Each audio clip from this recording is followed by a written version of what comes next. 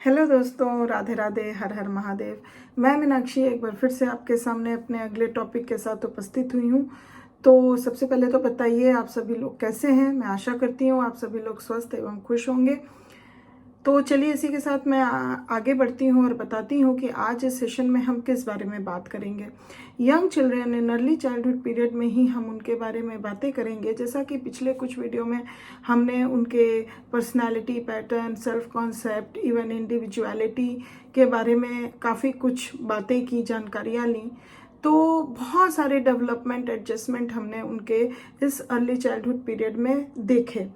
तो अब सारे सब चीज़ों में जब कुछ अच्छाइयाँ होती हैं तो कुछ कमियाँ भी होती हैं, कुछ दिक्कतें भी होती हैं जो सामना करना पड़ता है। तो आज इस अर्ली चाइल्डहुड पीरियड में जो यंग बच्चे हैं उनके कुछ हैज़ार्ड्स, जो कि दिक्कतें हम बोल सकते हैं, उनको सामना करना पड़ता है या फेस करना पड़ता है, चैलेंज को फेस करना पड़ता है, उससे ओवरकम करना पड़ता है।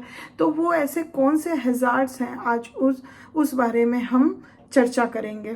तो मैं आशा करती हूँ कि आप वीडियो में अंत तक ज़रूर बने रहेंगे। और अगर अभी तक आपने मेरे चैनल को सब्सक्राइब नहीं किया है तो प्लीज़ जल्दी से करिए, जिससे आपका मेरा संपर्क यूं ही बरकरार रहे। तो चलिए इसी के साथ सेशन को आगे बढ़ाते हैं। तो जब हम बात करते हैं हैज़ार्ड्स ऑफ अर्ली चाइल्डहुड की, तो जैसे कि अगर हमने बेबीहुड में देखा कि जो हैज़ार्ड्स हम पाते हैं, those of early childhood can be physical, psychological और बोथ। जैसे बेबीहुड में फिजिकल, साइकोलॉजिकल या दोनों प्रकार के हैज़ार्ड्स पाए जाते हैं, उसी तरह अर्ली चाइल्डहुड पीरियड में भी हम कुछ physical hazards, psychological hazards, even दोनों तरीके के हैज़ार्ड्स हम पाते हैं बच्चों के अंदर। तो चलिए आज हम इस सेशन में फिजिकल हैज़ार्ड्स के बारे में बात करेंगे, जो शारीरिक हैज़ार्ड्स कहे जाते हैं। आज उन पे हम चर्चा करेंगे। The physical hazards of early childhood have psychological as well as physical repercussions, especially such hazards as illness, accidents and awkwardness। तो जैसा कि हम फिजिकल हैज़ार्ड्स की अगर बात करते हैं तो जो फिजिकल रिपरकशंस होते हैं उससे जुड़े हुए कुछ साइकोलॉजिकल हैज़ार्ड्स भी हम बच्चे के अंदर देख सकते हैं। खास करके कुछ ऐसे फिजिकल हैज़ार्ड्स जैसे कि इलनेस हो, एक्सीडेंट्स हो या ऑकवर्डनेस हो, इन तरीकों के जो फिजिकल हैज़ार्ड्स हैं उसके जो रिपरकशन होते हैं उसके चलते बच्चों की मानसिकता साइकोलॉजिकल वे में भी हम देख सकते हैं वो बहुत सारे चैलेंज फेस करते हैं और उनको दिक्कतों का सामना करना पड़ता है। तो चलिए पहले तो हम ये जानते हैं कि बच्चों के अंदर किन किन प्रकार के फिजिकल हैज़ार्ड्स पाए जाते हैं। तो आज हम बात करेंगे कुछ 7 फिजिकल हैज़ार्ड्स की, 7 फिजिकल हैज़ार्ड्स की बातें हम आज करेंगे, जैसे कि मॉर्टेलिटी के बारे में, illness, accidents, unattractiveness, awkwardness, obesity and left handedness. तो चलिए एक एक करके इसको थोड़ा सा हम और डिटेल में जानते हैं। अगर हम बात मॉर्टेलिटी की करते हैं तो it means the death start to decline rapidly in the later part of babyhood. Babyhood period में हम देखे थे कि डेथ्स जो होती हैं, मोर्टेलिटी रेट जो होता है वो काफ़ी हाई होता है। बट जैसे जैसे बच्चा प्रोग्रेस करता है और अपना एज में इंक्रीज़ करता है और दूसरे स्टेजेस ऑफ लाइफ में एंटर करता है, जैसे कि फिर वो अर्ली चाइल्डहुड पीरियड में एंटर किया, तो हम देखते हैं कि डेथ जो है वो रैपिडली डिक्रीज होने लगती है। Death is in early childhood are more often as the result of accidents than of illness। Babyhood में क्या था कि इलनेस के चलते बच्चों की काफ़ी डेथ देखने को मिलती थी, बट इस पीरियड के दौरान अगर डेथ्स होती भी है तो that is because of accidents, not of illness. And because boys have more accidents than girls, so deaths in early childhood are more frequent among boys than among girls। तो boys का ज़्यादा accidents पाया जाता है, इसलिए deaths भी boys के अंदर इस पीरियड के दौरान ज़्यादा देखी जाती है as comparison to girls. Next अगर हम बात करें तो जो फिजिकल हैज़ार्ड्स है वो है illness. Young children are highly susceptible to all kinds of illness. जो यंग बच्चे होते हैं वो बहुत ज़्यादा ससेप्टेबल होते हैं हर प्रकार के इलनेस को लेके। दो रेस्पिरेटरी इलनेस जो होती है वो सबसे मोस्ट कॉमनली पाई जाती है। While most illnesses are physiological in origin, some are psychosomatic and result from family tensions. तो बहुत सारे इलनेस जो होते हैं वो बेसिकली फिजियोलॉजिकल होते हैं, बट कुछ साइकोसोमेटिक भी होते हैं और वो फैमिली टेंशन जो होते हैं उसके कारण बच्चों के अंदर डेवलप हो जाते हैं या उनको फेस करना पड़ता है। Because of the wonder drugs and wide spread immunisation available today, children's illnesses are shorter in duration and less severe than all the past and are far less likely to result in permanent physical defects। तो बहुत सारे जो wonder drugs हैं, ऐसे medications आ गए हैं या फिर हम कह सकते हैं इम्यूनाइजेशन के कारण क्या है कि इलनेस को काफ़ी हद तक रोका गया है और प्रिवेंशन लिया गया है, और अगर होती भी है तो ज़्यादा सीवियर नहीं होती है and for the very short duration वो रहती है। तो इससे क्या है कि किसी भी प्रकार का परमानेंट फिजिकल डिफेक्ट्स बच्चे के अंदर नहीं पाया जाता है, और अगर होता भी है तो वो सुधार लिया जाता है। However they are psychologically damaging in two reasons. लेकिन जो भी इलनेस होती है वो कभी कभी साइकोलॉजिकली होती है और वो उसके दो कारण होते हैं। पहला तो children who are sick for the extended period of time fall behind in their learning of skills needed to play with their peers. As a result, they find they are misfits in the playgroup when they are able to rejoin it. तो क्या होता है, ज़्यादा लंबे समय तक illness रहने के कारण बच्चा जो है वो सारे स्किल्स या वो सारे जो समय होता है जो कि वो पीयर ग्रुप के साथ बिता सकता है, या फिर जो भी हम कह सकते हैं स्किल्स जो नीडेड होती हैं एक ग्रुप में एकोमोडेट करने के लिए और प्ले करने के लिए, वो सारे चीज़ों से वो वंचित रह जाता है, नहीं सीख पाता है, नहीं समय से लर्न कर पाता है।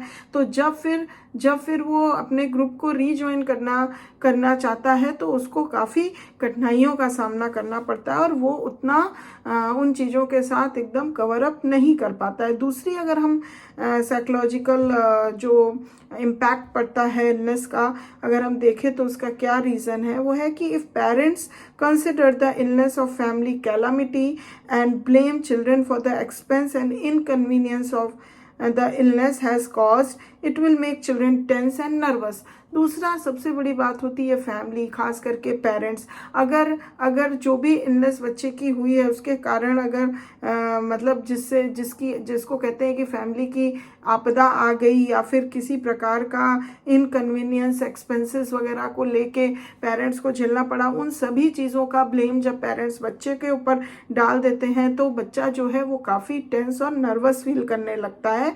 And this will not only tend to prolong the illness but it will even also damage parent child relationship। और ये सिर्फ ये नहीं करता है कि हाँ ये बच्चे के साइकोलॉजिकल इम्पैक्ट बहुत डालता है, डैमेज करता है, और इस वजह से इलनेस और भी ज़्यादा प्रोलॉन्ग्ड हो जाती है और इवन पेरेंट चाइल्ड के रिलेशनशिप पे भी इसका बहुत नेगेटिव इफेक्ट पड़ता है।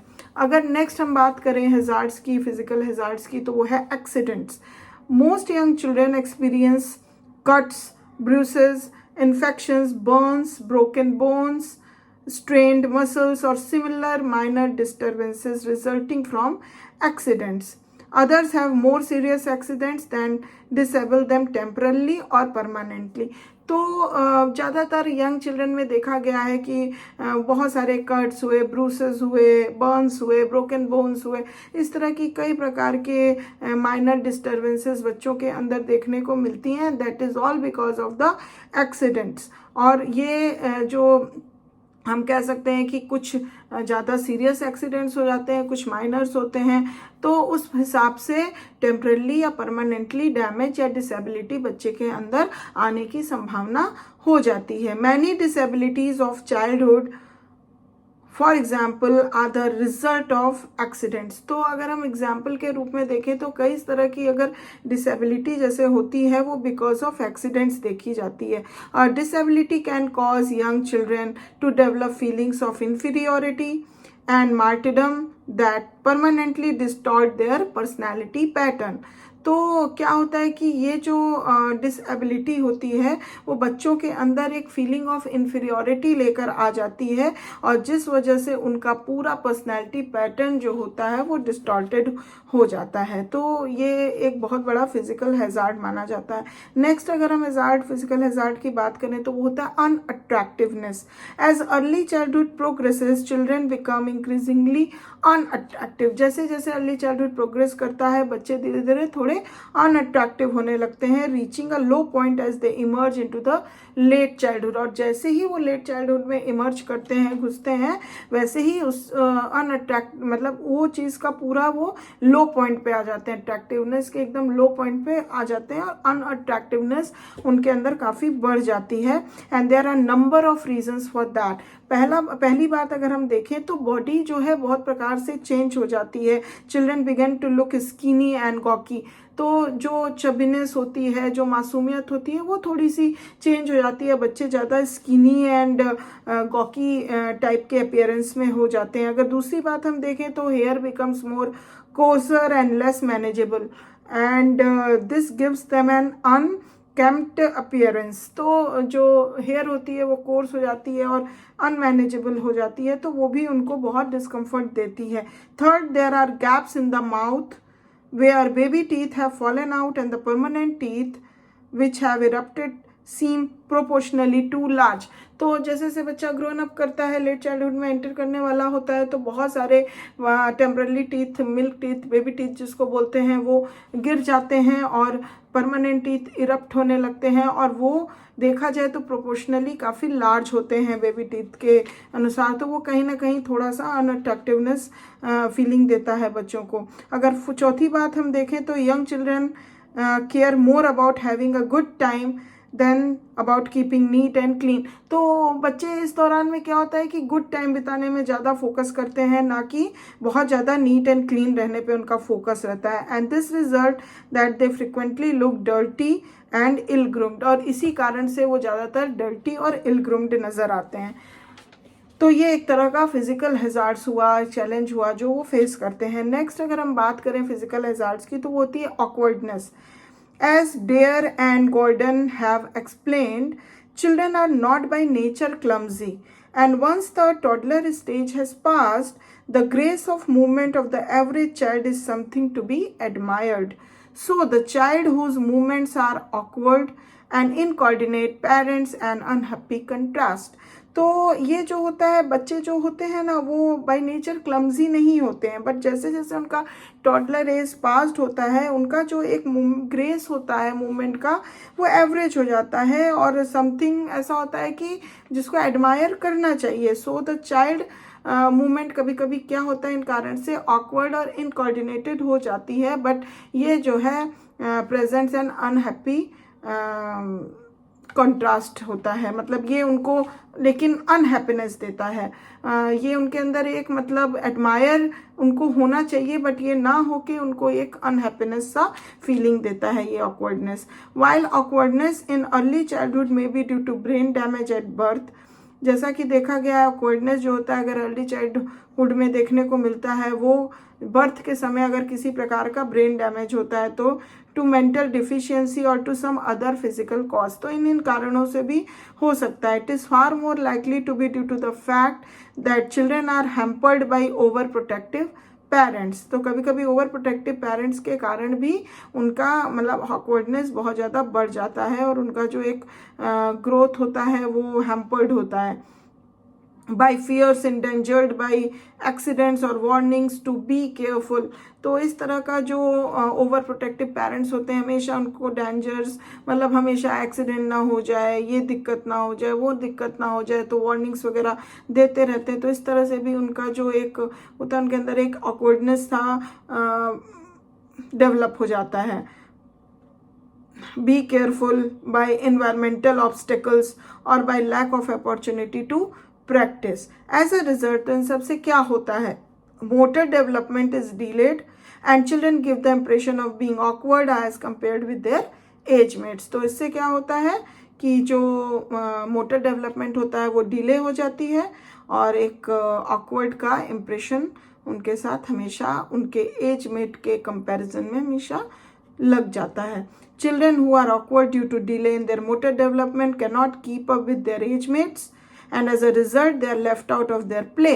तो अब इस वजह से क्या होता है, वो अपने एजमेट्स के साथ एकदम एक मतलब डिले हो जाता है, इस कारण से वो लेवल पे नहीं आ पाते हैं और इस वजह से वो लेफ्ट आउट कर दिए जाते हैं प्ले में। They soon come to think that their agemates are better than they, a feeling which in time they become generalized and develop into an inferiority complex। और बाद में धीरे धीरे उनको ये फीलिंग आ जाती है कि वो उन लोग से ज़्यादा बेटर नहीं है, अपने प्लेमेट्स अपने ग्रुप में हर किसी से वो थोड़ा लो पॉइंट में है।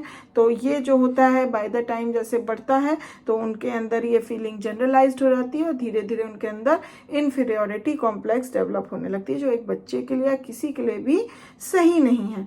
नेक्स्ट अगर हम फिजिकल हैजार्ड्स की बात करें तो ओबेसिटी को भी एक बहुत बड़ा फिजिकल हैजार्ड माना गया है। यंग चिल्ड्रन हु आर 20% और more above the norm for their ages and body builds are regarded as medically obese. Children with endomorphic body build tends as a group to have more problems with obesity than do those with mesomorphic और ectomorphic builds। तो 3 तरह के जो body builds होते हैं उसमें जो हम कह सकते हैं कि एंडोमॉर्फिक बॉडी बिल्ड्स होते हैं उसको बोला गया है कि ओबेसिटी के कारण इस तरह के बॉडी बिल्ड के लोगों में बहुत सारे प्रॉब्लम्स इमर्ज हो सकते हैं as compared to the mesomorphic or ectomorphic body builds. Obesity is always a hazard and this is just true of early childhood as of any other age. ये इसके कुछ कारण बताए गए हैं। First, it is a health hazard. Like people of any age, obese children are far more likely to develop diabetes and to experience heart and blood pressure problems। बड़ों के तरह या दूसरों के तरह बच्चे के अंदर भी ओबेसिटी होने के कारण बहुत सारे ऐसे हेल्थ हैजार्ड्स डेवलप हो सकते हैं जैसे कि diabetes, blood pressure, heart diseases and those who weight is more nearly normal as compare to the normal weight childrens. Second बात अगर हम देखें तो obesity is a hazard to attractiveness. तो ये अट्रैक्टिवनेस के लिए भी एक हज़ार्ड के रूप में ओबेसिटी माना गया है। जैसा कि चबी बेबीज़ को जब बेबीज़ होते हैं बच्चे तो चबीज़ होते हैं तो उनको बहुत अप्रिशिएट किया जाता है, क्यूट बोला जाता है। बट अगर ओवर स्टफ्ड हो जाए young children, not only regarded as cute but more seriously they are likely to be scorned by the peers and labelled fatty. तो वही अगर यंग चिल्ड्रन के अंदर ये चीज़ हो जाए तो उनको फैटी बोला जाता है, खास करके उनकर पीयर ग्रुप्स के द्वारा उनको काफ़ी हूटिंग और हम कह सकते हैं कि स्कॉर्निंग किया जाता है।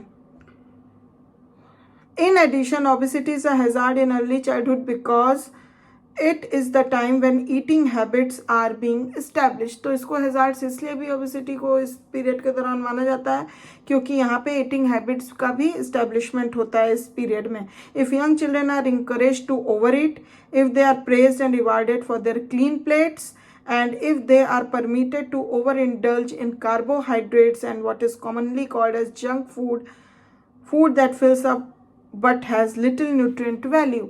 तो इस एज को जैसे अगर हम बच्चों को ओवर ईट करने दें या फिर उनको रिवॉर्ड दें, अप्रिशिएट करें कि हाँ उन्होंने खूब अच्छे से खाना खा लिया, काफ़ी खा लिया, खास करके अगर उनको कार्बोहाइड्रेट्स खाने दें काफ़ी कुछ जिसमें और ख़ास करके जिसको हम बोलते हैं जंक फूड। तो उसमें क्या है कि भर भर के कार्बोहाइड्रेट्स तो होते हैं, वो एक पॉइंट पे आके पेट तो फुल कर देता है बट उसमें न्यूट्रिएंट वैल्यू एकदम नहीं होती है। The chances are that the habit will become a lifelong one that will lead to an obesity problem that will plague them throughout life. तो इस वजह से धीरे धीरे क्या होता है, एक हैबिट हो जाती है, लाइफ लॉन्ग प्रोसेस में डेवलप हो जाती है, नेचर बन जाती है और उसी हिसाब से लोग जीने और खाने लगते हैं। तो ओबेसिटी की प्रॉब्लम हमेशा के लिए लग जाती है और इससे बहुत सारे हेल्थ हैजार्ड्स आगे झेलने पड़ सकते हैं। अगर हम लास्ट फिजिकल हैजार्ड्स की बात करें तो वो है left handedness. As Heron has pointed out throughout history the left hand has had a hand press. There is no physical reason why it is better to be right-handed than left-handed, but because approximately 90% of all Americans are right-handed, being left-handed makes the individual different. तो इनके द्वारा ये बोला गया है कि कोई ऐसा स्पेसिफिक रीज़न नहीं है कि लेफ्ट हैंड को क्यों गलत माना जाता है और राइट हैंड को क्यों सही माना जाता है यूज़ करना, लेकिन बस ये बात है कि मैक्सिमम लोगों, खास करके 90% अमेरिकन्स में देखा गया है कि वो राइट हैंडेड होते हैं, और अगर उसमें कोई लेफ्ट हैंडेड होता है तो उसको as a different person treat किया जाता है या देखा जाता है। Throughout the childhood and adolescent years being different is usually interpreted as being inferior. तो बीइंग डिफरेंट का यहाँ पे ये हो जाता है कि उसको एज अ इन्फीरियर फील कराया जाता है, इन्फीरियर की भावना बच्चे के अंदर डेवलप होने लगती है। There are other reasons why being left handed is regarded as a hazard during the early childhood years. और भी कुछ रीजन्स हैं।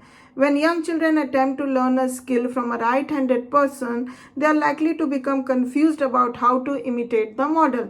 तो अगर अर्ली चाइल्डहुड में देखा जाए या यंग चिल्ड्रन में देखा जाए कि वो स्किल ऐसे पर्सन से सीख रहे हैं जो राइट हैंडेड हैं, तो वो कंफ्यूज हो जाते हैं उस मॉडल को इमिटेट करने में। And this confusion tends to worsen as children grow older and skill play a more important role in their lives. Left-handedness can affect children's educational success and later their vocational success or their social adjustments. तो left-handedness बहुत तरीके से बच्चे के कई सारे spheres पे effect डालती है, जैसे कि उसके एजुकेशनल सक्सेस पे, बाद में जाके उसके वोकेशनल सक्सेस पे, या फिर उसके ओवरऑल सोशल एडजस्टमेंट्स पे।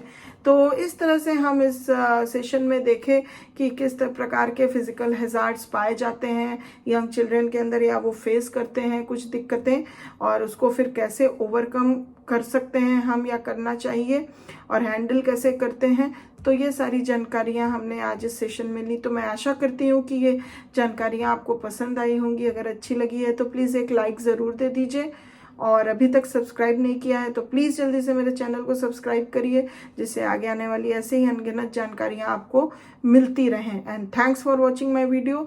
मैं अगले वीडियो में फिर एक नई जानकारी के साथ उपस्थित होंगी। तब तक अपना ध्यान रखिए, ख्याल रखिए। Bye bye, take care.